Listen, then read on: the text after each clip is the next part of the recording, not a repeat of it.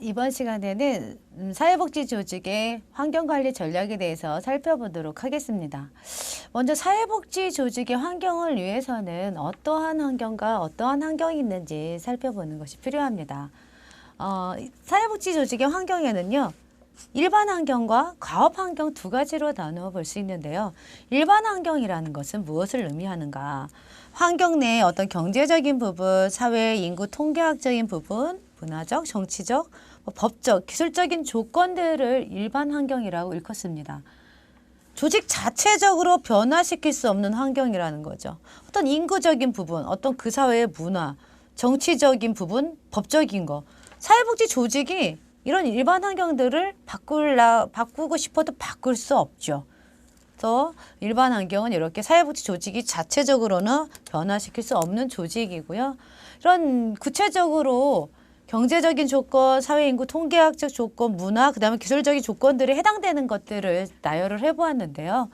경제적인 조건은 경기가 호황이거나 아니면 불황이거나 경제 성장률이 높거나 낮거나 실업률이 높거나 낮거나 이러한 것들은 일반 환경에서 그러니까 사회복지 조직에서 변화시킬 수 없는 것들이죠. 또한 그러니까 사회인구 통계학적 조건들을 보면 그 지역에 살고 있는 사람들의 연령이라든지 성별이 분포되어 있는 정도, 그리고 인종이나 사회적 계급 등 이러한 것이 사회인구 통계학적 조건이라고 볼 수 있어요. 세 번째로 문화적인 조건은 그 사회에 우세하게 지배하고 있는 문화적인 가치라는 거죠. 또한 어떤 윤리들이 있는데 이러한 것들이 문화적인 조건에 해당이 됩니다. 정치적, 법적 조건에 해당되는 것은 정부 정책의 어떤 기조들, 그리고 사회복지와 관련된 법률들이 정치적, 법적 조건에 해당되는 일반 환경이죠.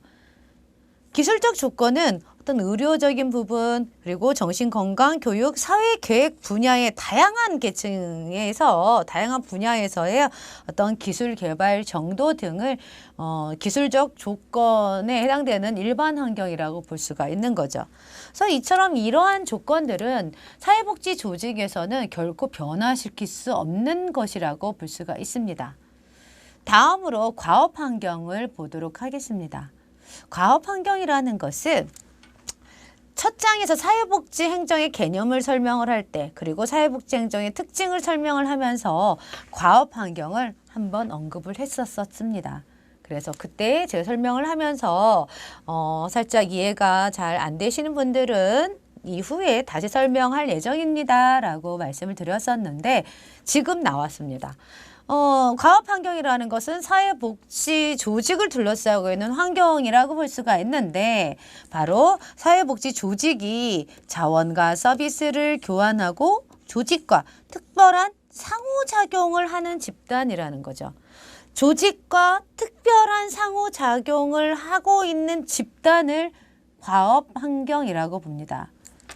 어떠한 조직과 사회복지 조직과 끊임없이 상호 교류를 하고 있는 조직의 목적 달성에 직접적으로 영향을 행사하는 집단이라고 생각을 하면 됩니다.